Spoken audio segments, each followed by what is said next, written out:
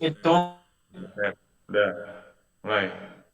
Assalamualaikum warahmatullahi wabarakatuh. Waalaikumsalam. Saya dari kelompok saya ingin menjelaskan tentang sistem informasi apotik berbasis web.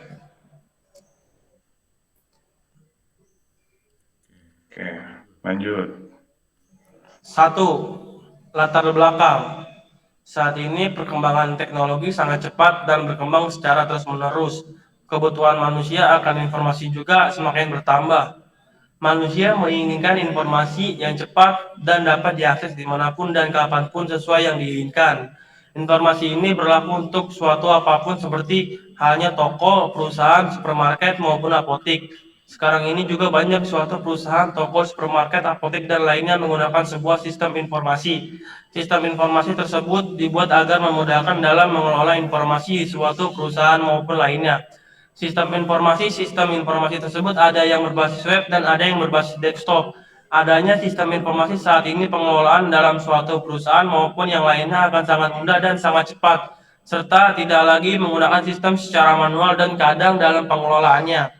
Sebuah apotik pasti membutuhkan suatu sistem informasi yang digunakan untuk mengelola dan manajemen keluar masuknya obat dan pada apotik.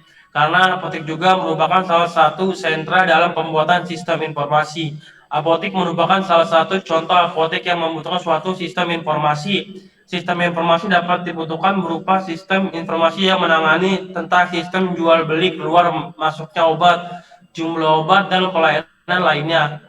Apotek tersebut masih menggunakan sistem informasi yang bersifat manual dalam informasi yang masih bersifat manual. Sering terjadi kesalahan maupun kekeliruan dalam pengelolaan keluar masuknya obat tersebut. Oke, Dua, perancangan. perancangan. 1.1 Analisis sistem berjalan. Setelah penulis melakukan tinjauan ke apotek, penulis mendapatkan berbagai informasi yang diberikan oleh pemilik apotek tersebut, khususnya mengenai kegiatan di apotek, jenis obat-obatan, dan sistem penjualan pada apotek tersebut. Apotek adalah sebuah usaha retail farmasi dalam kegiatan penjualannya terbagi dalam dua proses, yaitu penjualan obat tanpa resep dan penjualan obat menggunakan resep dari dokter. Pada proses penjualan obat tanpa resep dari dokter diawali dengan pembelian, menceritakan keluhan penyakit pada pramuniaga. Pramuniaga mencari obat. Setelah pramuniaga menemukan obat, ia lalu memberikan ke kasir. Kasir menerima obat dan membuat nota. Nota sudah diberikan kepada pembeli. Pembeli menerima nota dan melakukan pembayaran. Kasir menerima pembayaran dan memberikan obat tersebut kepada pembeli. Apotik adalah sebuah usaha retail farmasi. Dalam kegiatan penjualannya terbagi dalam dua proses, yaitu penjualan obat tanpa resep dan penjualan obat menggunakan resep dari dokter. Pada proses penjualan obat tanpa resep dari dokter diawali dengan pembeli menceritakan keluhan penyakit pada pramuniaga. Pramuniaga mencari obat. Setelah pramuniaga mencari obat, lalu diberikan ke kasir. Kasir menerima obat dan membuat nota. Nota sudah jadi diberikan kepada pemudi. Pemudi melakukan pembayaran. Kasir menerima pembayaran dan memberikan obat kepada pembeli tersebut. Oke, lanjut. Tentang diagram aktivitas sebuah apotek sudah terlihat dari gambar tersebut. Diagram apotek, sebagaimana admin apotek akan bertanggung jawab atas semua database apotek tersebut, karena hanya admin yang bisa mengakses full database apotek, termasuk menginput obat baru, menambah stok obat, dan mengelola hasil laporan penjualan obat, baik data input maupun data output. Nah, lihat dari database admin output. Admin output, kita lihat dari database tersebut. 1.2 Analisa usulan. Sistem usulan yang telah direncanakan untuk apotek, yaitu untuk mempermudah admin di dalam proses penginputan obat baru, menambah stok obat untuk memberikan pelayanan yang cepat dan lebih baik kepada customer, dan satu aplikasi yang berbasis web. Pihak customer melakukan order obat yang tersedia di menu. Kemudian admin akan melakukan proses pembayaran yang telah di order oleh customer tersebut. 1.3 User case. Kita lihat dari database tersebut tentang use case. Dari admin ke login, menambah jenis obat baru, menambah stok obat, daftar menu order obat, mengelola hasil penjualan order obat, dan logout. terjadi dari antara admin ke customer. Next. Oke. Penjelasannya Ted. Satu lagi penjelasannya. 1.4 use case description. Use case description admin.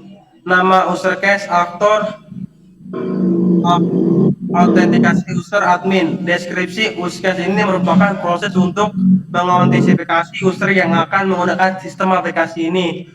Prakondisi user ini mengakses semua menu halaman yang ada pada sistem aplikasi. Skenario user memasukkan username dan password yang sudah divalidasi oleh admin. Post kondisi user berhasil masuk ke dalam sistem aplikasi dan dapat mengakses menu sesuai dengan jenis privilege-nya.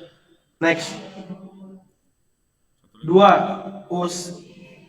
Use case deskripsi customer. Aktor customer. Deskripsi use case ini merupakan proses untuk mengautentikasi user yang akan menggunakan sistem aplikasi ini. Prakondisi user hanya bisa mengakses daftar menu obat dan order obat yang terdapat pada sistem aplikasi. Skenario user memasukkan username dan password yang sudah divalidasi oleh admin. Post kondisi user berhasil masuk ke dalam sistem aplikasi dan mengakses menu sesuai dengan jenis privilege-nya.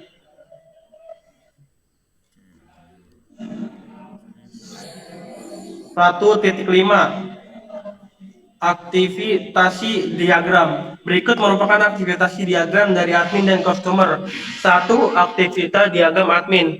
Terlihat dari diagram tersebut tentang aktivitas admin melakukan pembayaran dan pengelolaan obat tersebut sudah tertera di database tersebut. Next.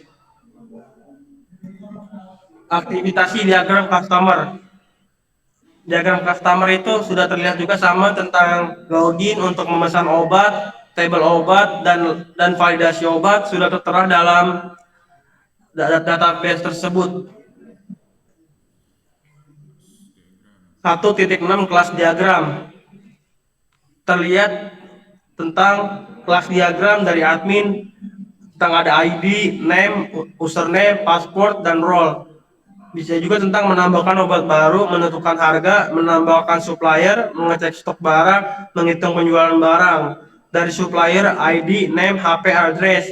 Bisa juga memasuk obat-obatan, drug, ID, kode obat, name, ID unit, stok, unit, ID, name, memasukkan obat-obatan. Customer, ID, name, username, password, role, dan membeli obat. Ya, bisa dilanjutkan oleh teman kita Sulis.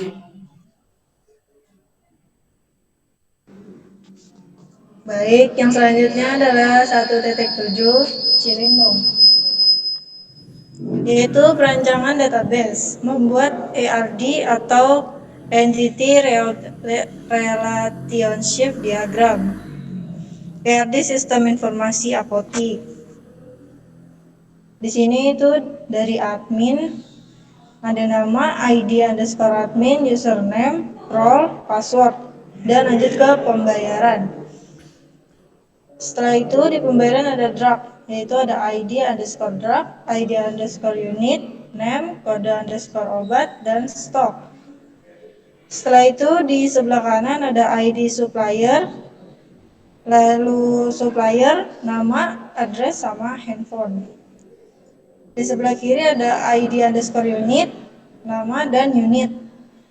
Dan di bawahnya itu membeli, yaitu ID underscore admin, name, password, role, username, itu untuk customer. Next.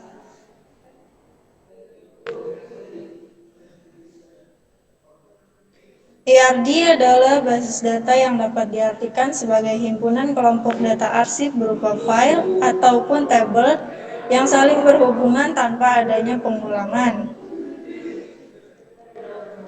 Nah, di sini ada membuat CDM atau Conceptual Data Model. Yang pertama itu ada admin, yaitu yang dibutuhkan ada ID, name, username, password, role. Nah, di sini ada unit. Di situ ada ID underscore drug sama name. Dan di tengah sini ada pembayaran, yaitu drug, ID underscore admin, kode underscore obat, name, stock, purchase underscore price, selling underscore price, lalu ke delivery, yaitu suppliers. Di situ ada ID underscore drug, name, HP, address, dan di bawahnya itu ada membeli. Membeli ini ada customer, yaitu ada name, username, password, role. Nah, di situ itu proses pembuatan CDM, sistem informasi administrasi restoran. CDM atau Conceptual Data Model adalah suatu desain konsep utama dari suatu database yang menghubungkan antar tabel. Biasanya ini adalah sebuah model awal sebelum dijadikan konsep database yang asli. Lanjut. Nah, di sini juga tertera membuat PDM atau Physical Data Model. Di sini ada admin, ada unit, ada drug, ada suppliers, dan customer. Lanjut. Nah, itu tadi adalah proses pembuatan PDM Sistem Informasi Apotik. Physical Data Model atau PDM adalah sebuah model skema yang berfungsi untuk mengimplementasikan konseptual data model atau konsep pertama sebuah basis data agar siap diimplementasikan menjadi basis data yang sebenarnya. Nah, di sini ada tampilan login user. Nanti kalian akan masuk ke sistem informasi apotik, masuk untuk melanjutkan, masukkan username dan password, lalu klik masuk. Rancangan ini adalah halaman yang akan dilewati pengguna atau user sebelum masuk ke halaman utama. Halaman ini berisi username dan password yang harus diisi dan hanya diketahui oleh pengguna yang sudah mendaftar, juga telah divalidasi konfirmasi oleh admin. Oke, Lis, cukup. Lanjut, di sini ada berikut tampilan input data pembelian penjualan obat. Nah, di sini adalah hasil dari penjualan obat, yaitu kita menyediakan 608 obat. Nah, terus pembeliannya itu kisaran 4.832.000 dan kita dapat menjual atau berhasil menjual sekitar 1.400.000. Nah, ini adalah tampilan data stok obat, pembelian dan penjualan obat. Pada halaman ini, admin dapat melihat stok obat, pembelian obat, dan penjualan obat. Jadi hanya admin saja yang bisa melihat. Suara gue kedengeran nggak? Lanjut. Nah, di sini ada tampilan obat-obat yang tersedia atau yang masih stok.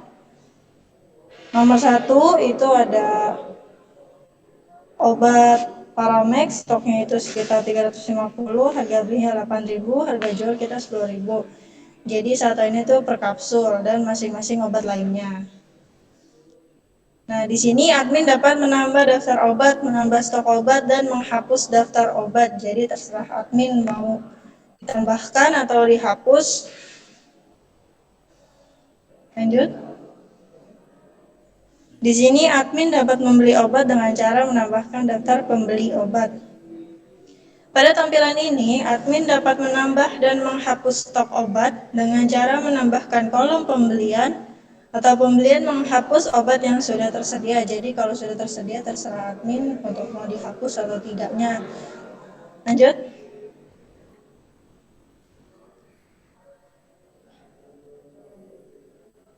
Pada tampilan ini, admin dapat menambah atau menghapus stok penjualan obat dengan cara menambahkan kolom penjualan atau menghapus kolom penjualan obat yang sudah tersedia.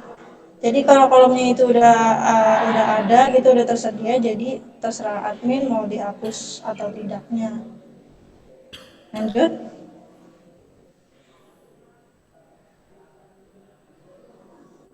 Di sini admin dapat menambahkan pemasok atau supplier untuk memasok stok barang. Nah, pada tampilan ini, admin dapat menambah daftar stok supplier obat dengan cara menambahkan kolom supplier atau menghapus kolom supplier obat yang sudah tersedia. Jadi kalau ada supplier yang baru itu ditambahkan oleh admin. Jadi kalau sudah ada, jadi dihapus saja.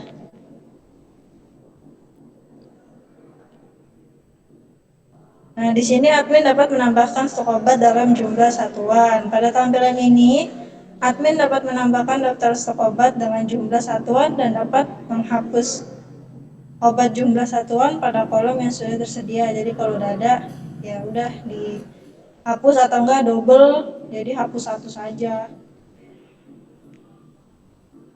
Lanjut. Gue nggak dapat ngomong ini, gue belum Di ngomong. sini admin dapat melihat atau mencetak laporan pembelian. Pada tampilan ini, admin dapat melihat dan mencetak laporan pembelian sesuai tanggal. Jadi kita misalkan ada customer yang beli obat itu, kita harus sesuai dengan tanggal, hari, dan tahunnya. Serta kita juga harus mencetak pembelian obat. Lanjut. Suara gue kedengeran nggak sih? Di sini admin dapat melihat dan mencetak laporan data obat. Pada tampilan ini, admin dapat melihat dan mencetak laporan data obat keseluruhan obat yang tersedia. Jadi dapat dicetak ya kalau tersedianya obat atau tidaknya gitu. Lanjut.